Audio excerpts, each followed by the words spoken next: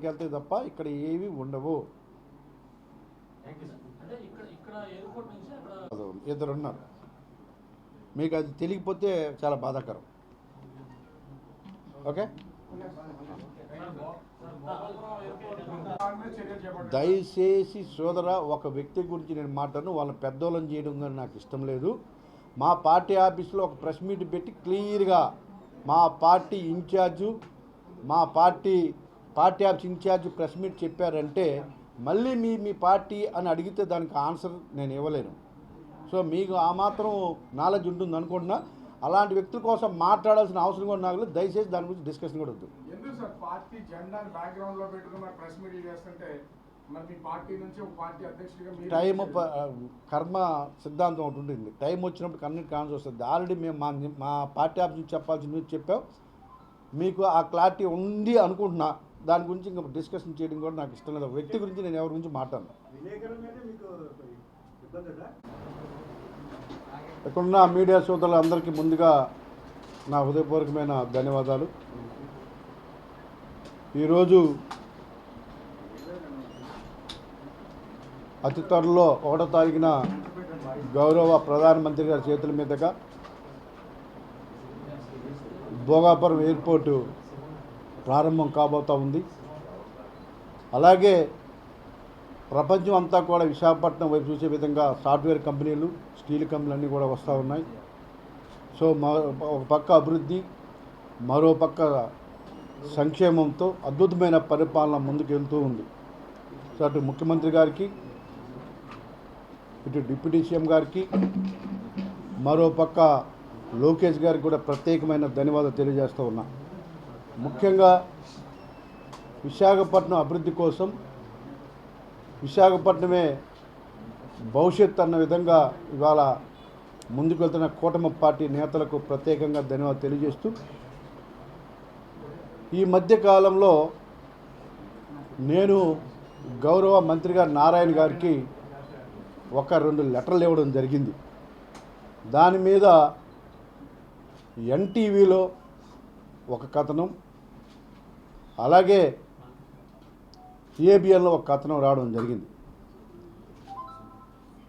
దాని యొక్క ఆంతర్యం ఏమిటి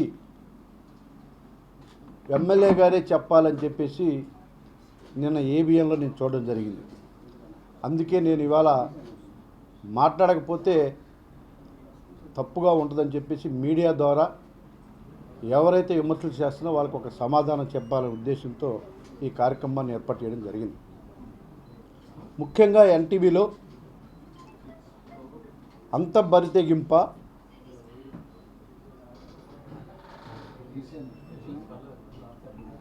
ఇంత ఘోరమా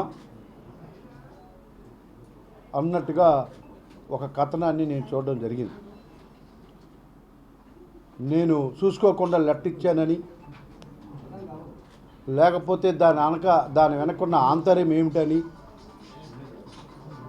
నా పేరు పెట్టి డైరెక్ట్గా కూటమి నేతని పెట్టి నా పేరు పెట్టి ఒక కథనం వేయడం జరిగింది. నేను గతంలో చాలాసార్లు చెప్పాను, సూర్యుడి మీద ఉమ్మూస్తే ఎలా ఉంటుందో నాతో పెట్టుకున్నా కూడా అలాగే ఉంటుంది. నా మీద కథనం వచ్చిన వెంటనే ఎన్టీవీ నరేంద్ర చౌదరి గారి మీద ఒక ఫోర్జరీ కేసు వచ్చింది. ఈయన ఫోర్జరీ చేసి కోర్టు దోసుకున్నట్టుగా ఆల్రెడీ ఎఫ్ఐఆర్ నమోదైందని చెప్పేసి ఒక కార్యక్రమం చూసాం. సో మీరు ఒక వ్యక్తి మీద రాసేటప్పుడు ఆ వ్యక్తి యొక్క అభిప్రాయం కానీ ఒక పేరు పెట్టి రాసేటప్పుడు తీసుకోవాలనే ఒక జ్ఞానం ఉండాలని చెప్పేసి నేను ఆ టీవీ యాజమాన్యానికి తెలియజేస్తా ఉన్నాను. రాసేవాడికి బుద్ధి లేకపోతే వేసేవాడికైనా బుద్ధి ఉండాలి అని నేను చాలా స్పష్టంగా గతంలో 2-3 సార్లు చెప్పాను.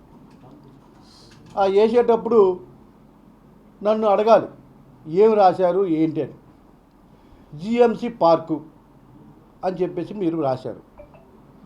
జిఎంసి పార్క్ అయితే జిఎంసి వాళ్ళు సర్వే చేసి ప్రైవేట్ సైట్ని ఎందుకు ఇస్తారు?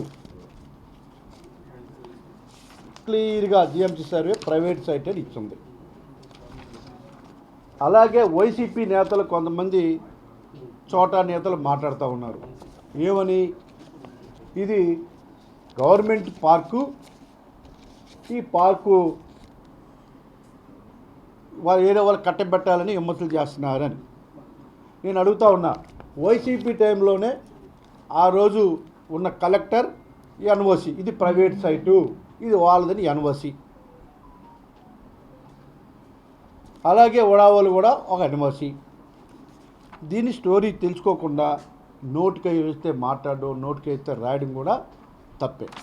దాని స్టోరీ ఏం జరిగిందంటే, ఎప్పుడో ఒక 15-20 సంవత్సరాల క్రితం సాయిబాబా టెంపుల్ వాళ్ళు, సార్ మీరు చాలా భూస్వాములు, ఈ ప్రాంతం అందరూ కూడా ఫ్రీగా మీరు సాయం చేసిన వాళ్ళు, మాకు ఇక్కడ ఒక గుడి ఉంది, ఆ గుడికి అక్కడ వంటశాలగా అలాగే 2 ఆవులు పెంచుకుంటామని రిక్వెస్ట్ చేస్తే వాళ్ళు ఫ్రీగా ఒక 10 సంవత్సరాలు 5 సంవత్సరాలు వాడుకోండి, తర్వాత మాకు అప్పచెప్పండి అని చెప్పేసి ఆ రోజు ఉన్నటువంటిది సాయిబాబా టెంపుల్ వాళ్ళకి ఇవ్వడం జరిగింది.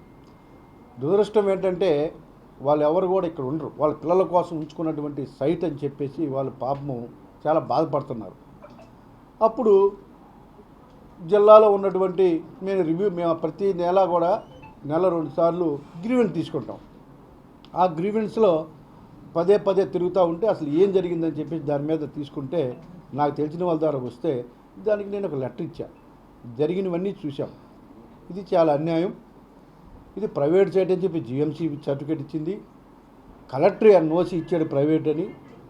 అయినా కూడా ఎందుకున్నారు అని అంటే, గతంలో 2 గ్రూపులుగా విడిపోయి సాయిబాబా ట్రస్ట్ వాళ్ళకి ఒక నోటీస్ పంపించారు. మేము ఇస్తే ఏ విధంగా మీరు దాన్ని గవర్నమెంట్ పార్క్ అని బోర్డు పెడతానని అంటే, మీకు ఇస్తున్నా, మీరు తీసుకోండి, ఈ సైట్కి మాకు సంబంధం లేదు, వాళ్ళు లెటర్ ఇచ్చారు, లీగల్ నోటీస్. అలాగే రెండో గ్రూప్ ఏం చేసిందంటే, జిఎంసీ ద్వారా దాన్ని ఎలాగైనా సరే ఆ ప్రాంతంలో ఒకరు వచ్చి కబ్జా చేసి దాన్ని పార్క్ కింద క్రియేట్ చేసి దీన్ని ఏదో ఒకరికి వాడుకోవాలని కొంతమంది ప్రయత్నం చేశారు. వాళ్ళు కూడా వచ్చారు నా దగ్గరికి, నా లెటర్ చూసి, సార్ మాకు ఏదైనా సాయం చేయండి, జెన్యున్గా సైట్ వాళ్ళదే, మేమే కావాలని బోర్డులు పెట్టించాం, మాకు కొంత సాయం చేయండి అని వచ్చారు. మీకు ఎలా సాయం చేస్తారండి, వాళ్ళు మీరు ఎలా పెట్టిస్తారు, మీ ఆస్తి పెట్టిస్తారంటే అదేదో మాకు గొడవలలో పెట్టామండి, తప్పు జరిగిపోయింది అన్నారు. సో ఆ విధంగా ఒక ప్రైవేటు వ్యక్తుల యొక్క సైట్ని అక్కడ ఉన్నటువంటి లోకల్గా ఉన్నటువంటి కొంతమంది కబ్జా చేద్దామని బోర్డులు పెడితే, ఆ బోర్డులు గవర్నమెంట్ పార్కు అని లేనిపోని పుకార్లు పుట్టించి వాళ్ళకి కోర్టులకు వెళ్ళి, వాళ్ళు సైట్ కల్లోల కాదు, వాళ్ళే కోర్టులకు వెళ్ళి ఆ కోర్టులో అగెనెస్ట్గా జిఎంసీకి ఇప్పించి ఇలాంటి కార్యక్రమాలు చేస్తూ ఉన్నారు. వాళ్ళు ఒకరోజు ఈ మధ్యకాలంలో వచ్చి మున్సిపల్ కమిషనర్ గారిని కలిశారు. ఆయన, సార్ పేపర్ పరంగా చూస్తే ఇది జిఎంసీకి ఎటువంటి సంబంధం లేదు, ఏ పేపర్ చూసినా కూడా సర్వే చేసినా కూడా ఇది ఒక ప్రైవేట్ సైట్ అది. కాకపోతే గతంలో సంబంధం లేని వ్యక్తులు కోర్టులకు వెళ్ళేసి బోర్డులు పెట్టడం వల్ల పాత వాళ్ళు కొంచెం ఫైట్ చేసి ఉన్నారు కాబట్టి దీనికి మేము ఇప్పుడు సమాధానం చెప్పలేకపోతున్నాం, పై స్థాయిలో దీన్ని నిర్ణయం తీసుకోవాలని చెప్తే దానికి నేను లెటర్ ఏం రాశాను, 20 రోడ్లు దానికి అనుసంధానం చేస్తూ 20 రోడ్లు కూడా మనం అతి త్వరలోనే ప్రారంభించబోతూ ఉన్నాం. ఆల్రెడీ 80% వరకు 90% వర్కులు కూడా అయిపోయాయి. ఆ తర్వాత అతి త్వరలోనే విశాఖపట్నం నుంచి 20-25 మినిట్స్లో ఎయిర్పోర్ట్కి వెళ్ళే విధంగా బీచ్ రోడ్ని కూడా అతి త్వరలోనే ప్రారంభించబోతూ ఉన్నాం. ఇది ఆ బీచ్ రోడ్డు అసలు ఒక అద్భుతంగా ఉండబోతుందనే విషయాన్ని కూడా మీకు తెలియజేస్తూ ఉన్నాం. ఇది వైజాగ్ ఎయిర్పోర్టే, Bhogapuram airport airport, Shamshabad airport Hyderabad airport Shamshabad అయిపోయిందా, అలాగే కొచ్చి ఎయిర్పోర్ట్ కొచ్చికి అయిపోయిందా, లేకపోతే ఎక్కడ అయిందా, లేకపోతే బెంగళూరుకి ఎన్ని కిలోమీటర్ల దూరంలో ఎయిర్పోర్ట్ ఉంది, శంషాబాద్ ఎక్కడ ఉంది, హైదరాబాద్ అంతర్భాగము, భోగాపురం కూడా విశాఖపట్నం అంతర్భాగమే, విజయనగరం కూడా విశాఖపట్నం అంతర్భాగమే. అనుకోండి వెంటనే తగులుతున్నాయి, గుర్తుపెట్టుకోవాలి మీరు. ఎక్కువ రోజులు కూడా ఇలాగ ఎరగబడితే చెప్పా భవిష్యత్తు ఎలాగుంటుందో గతంలో.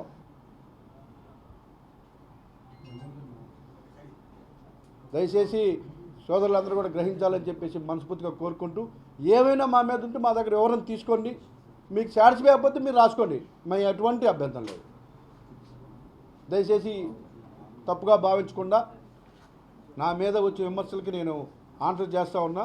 ఎవరికైనా డౌట్ ఉంటే ఇక్కడ ప్రతి పేపర్ ఉందని నేను చెప్పిన దానికి ఏ ప్రూఫ్ లేకుండా లెటర్లు ఇవ్వలేదు, అన్నీ పరిశీలించే వాళ్ళకి న్యాయం చేయమని లెటర్ ఇచ్చాను తప్ప నేనే వ్యక్తిగతంగా లేకపోతే నేనేదో ఆ సైట్ కొనడానికో లేకపోతే ఆ సైట్ దోచుకోవడానికో ఇచ్చింది కాదు. ఇది వాళ్ళకి న్యాయం చేయండి అని మాత్రమే ఇచ్చా. ఏదైతే చేయమన్నా వాళ్ళు ఒకటే చెప్పారు, ఇది మాది కాదంటే అక్కడే సైన్ చేసేసి మీకు ధారావత్తం చేసేస్తామని చెప్పారు. అంతకంటే ఇంకేం చెప్తారు ఎవరైనా? దయచేసి గమనించండి, నిజాలు బయటకు తేండి అని చెప్పేసి మనస్ఫూర్తిగా కోరుకుంటూ, మీరు ఇది ఒక ప్రైవేట్ స్థలం. పొరపాటున మీరు గతంలో కొంతమంది కుట్రల్లో భాగంగా అక్కడ ఉండే సైట్ మీద బోర్డులు పెట్టడం జరిగింది. దాన్ని పరిశీలించి నిజంగా జిఎంసీ కానీ ఎక్కడన్నా ఒక్క సర్వేలో ఓడా సర్వేని పెట్టండి, రెవెన్యూ సర్వేని పెట్టండి, మున్సిపల్ సర్వేని పెట్టండి, ముగ్గురు కూడా పెట్టి సర్వే పరంగా ఏది వస్తే జిఎంసీది అయితే వాళ్ళు స్పాట్లో రాసి ఇచ్చేస్తామన్నారు, మీరు తీసేసుకోండి, కాదంటే వాళ్ళకి అప్పచెప్పండి అని చెప్పేసి నేను లెటర్ రాశా. దానికి ఇంత రాద్ధాంతం చేస్తూ ఉన్నారు.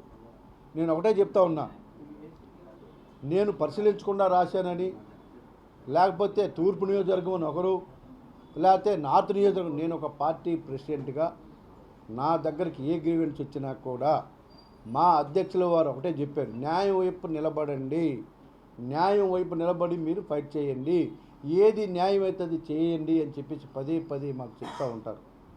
దానికి అనుగుణంగానే నేను అన్ని పేపర్లు పరిశీలించి ఇదే మున్సిపల్ సర్వే చేసేసి ప్రైవేట్ సైటు, మీకు పేపర్తో సహా చూపిస్తా, ఇది ప్రైవేట్ సైటు, నేను అన్ని పేపర్లు తీసుకొని లెటర్ రాశాను, ఇది ప్రైవేట్ సైటు, ఇదే కలెక్టర్, ఇదే వైసీపీ నాయకులు మాట్లాడుతున్నారు, సిగ్గుండాలి మాట్లాడానికి. మీ టైంలోనే ఎన్ఓసి వచ్చింది, చెక్ చేసుకోండి, మాట్లాడే ముందు జ్ఞానం ఉండాలి, ఒకసారి చెక్ చేసుకోండి. అలాగే నేను చెప్తా ఉన్నా, ఏదైనా ఒక వ్యక్తి మీద రాసేటప్పుడు ఏ టీవీ అయినా సరే మా వాదన తీసుకోవాలి. ఉదాహరణకి ఇవాళ TV5 ఈశ్వర గారు అడిగారు, ఇలాగా విమర్శ వచ్చింది ఏంటని చెప్పా, వివరంగా వివరించా. అలాగే TV9 వాళ్ళు అడిగారు, వాళ్ళకి చెప్పా వివరంగా, ఎదుగన్నా ఇది పరిస్థితి. వాళ్ళు ఎవరు కూడా ఓకే కరెక్టే కదా మీరు అని స్పందించకూడదా? నియోజకవర్గం ఒక పరిధా?